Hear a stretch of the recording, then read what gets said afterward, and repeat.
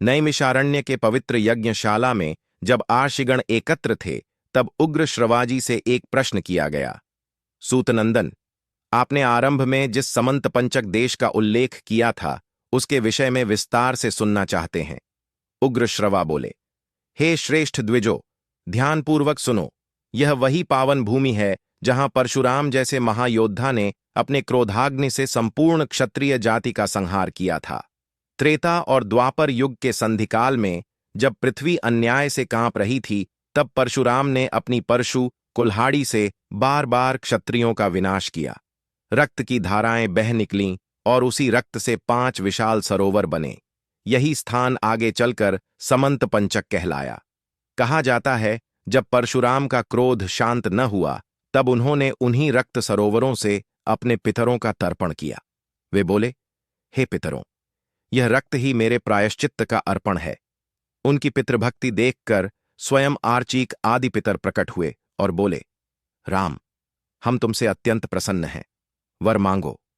परशुराम ने विनम्रता से कहा, यदि आप मुझ पर प्रसन्न हैं तो मेरे इस क्रोधजन्य पाप का शमन हो जाए और ये सरोवर सदा के लिए पुण्य तीर्थ बन जाए।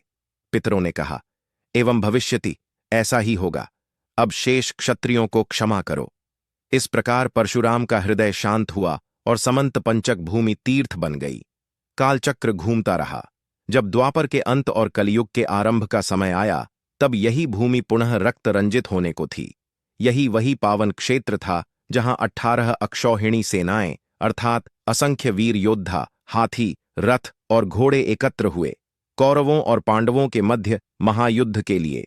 उग्र श्रवा ने कहा, हे ब्राह्मणों, एक अक्षौहिणी में 21,870 रथ, इतने ही हाथी, 65,610 घोड़े और 1,09,350 पैदल सैनिक होते हैं।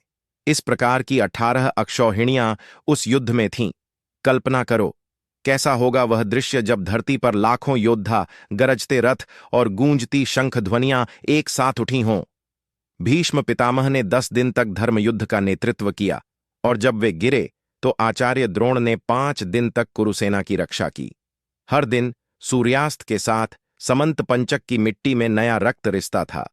वही भूमि जो कभी परशुराम के क्रोध की साक्षी थी, अब महाभारत के धर्मयुद्ध का रणक्षेत्र बनी।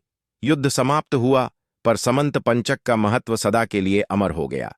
वहां की धरती आज भी गूंजती है, कभी परशुराम के प्रतिशोध की प्रतिध्वनि से, तो कभी अर्जुन के गांडीव की टंकार से। यही वह भूमि है जहां धर्म और अधर्म, पाप और प्रायश्चित्त दोनों ने अपने चरम रूप देखे।